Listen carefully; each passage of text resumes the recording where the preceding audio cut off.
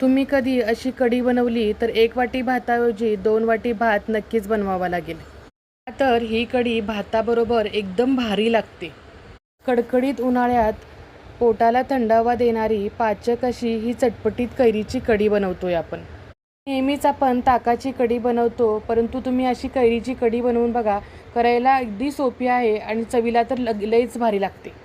चला तर कैरीच्या कढीसाठी आपण एक कैरी घेतलेली आहे. कैरी कडक घ्यायची. मी इथं तोतापुरी कैरी घेतलेली आहे, म्हणजे खूप जास्त आंबट नसते. ती आपण सोलून घेणार आहोत आणि तोपर्यंत पाणी उकळायला ठेवतो आहे आपण, की जेणेकरून पाणी तोपर्यंत उकळलं पाहिजे, कारण यामध्ये आपल्याला कैरी शिजवून घ्यायची आहे. आता ही कैरी सोलून घेतली आहे. आता आपण ही चिरून घेणार आहोत. त्याचे छोटे छोटे तुकडे करून घ्यायचे. ही कोवळीच कैरी आहे, त्याच्यामध्ये बाटी तयार अजून पूर्ण झालेली नाही आहे, त्यामुळे एवढी आंबट कैरी नाही आहे ही. तर तुम्ही किसून जरी घेतली तरी चालू शकते, परंतु आपण चिरून घेतोय म्हणजे तरी चिरली तरी ती लगेच शिजते. बऱ्याच जणांना कैरी खाण्याची इच्छा असते, परंतु दात लसतात, त्यामुळे कैरी खाता येत नाही. त्यावेळेला अशी कैरीची कढी किंवा कैरीचं सार तुम्ही नक्कीच करून खाऊ शकता. कैरी चिरून झाली आहे. आता पाणी उकळले, त्यामध्ये ह्या कैऱ्या आपण शिजायला टाकणार आहोत. 5 ते 10 मिनिटांमध्ये लगेच शिजते ही कैरी. हे झाकण ठेवून वाफवलं की लगेच वाफवली जाते. ते आपण एक वाटण तयार करणार आहोत. एक 4-5 लसूण पाकळ्या घेतलेत, अर्धा चमचा जिरं घेतले, 4-5 काळी मिरी घेणार आहोत आपण. आणि इथं तिखटपणासाठी 4-5 आपण हिरवी मिरची घेतलेली आहे. थोडी मोडून घालायची म्हणजे लगेच वाटली जाते.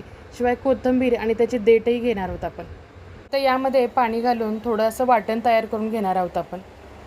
सुषमाच्या किचनच्या रेसिपी तुम्हाला जर आवडत असतील तर नक्की सबस्क्राईब करा आणि बेल आयकॉनला क्लिक करा, म्हणजे अशाच नवीन नवीन रेसिपी तुम्हाला पाहता येतील. ती आधीमध्ये आपण चेक करून घेणार आहोत शिजली का ती. कैरी शिजते आहे तोपर्यंत आपण इथं डाळीच्या पिठाचं बॅटर तयार करून घेणार आहोत.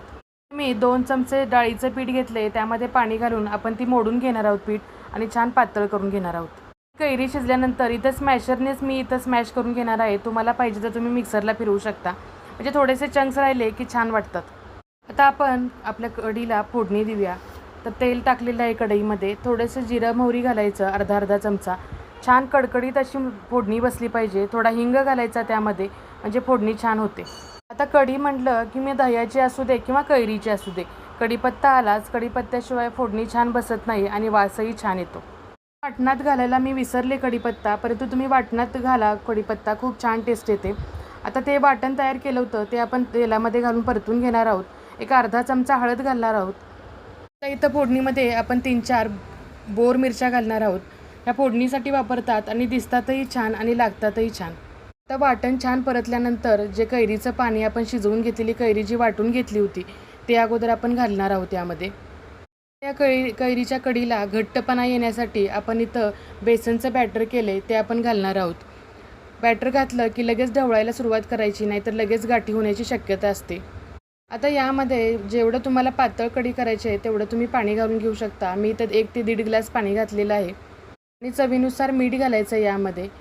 शिवाय आपण गोडपणासाठी थोडं गूळ घालणार आहोत. इथं मी छोटी वाटी गूळ पावडर असते ती घेतलेली आहे. तुम्ही खडा गूळ घातला तरी चालू शकतं किंवा साखर घातली तरी चालू शकतं.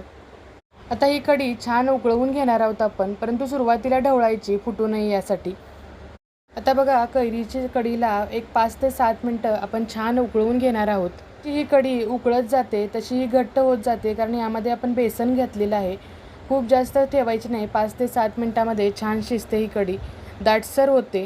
कैरीच्या कढीला चांगली उकळी आल्यानंतर आपण त्यामध्ये कोथिंबीर घालणार आहोत, म्हणजे वरून कोथिंबीर घातली की छान लागते.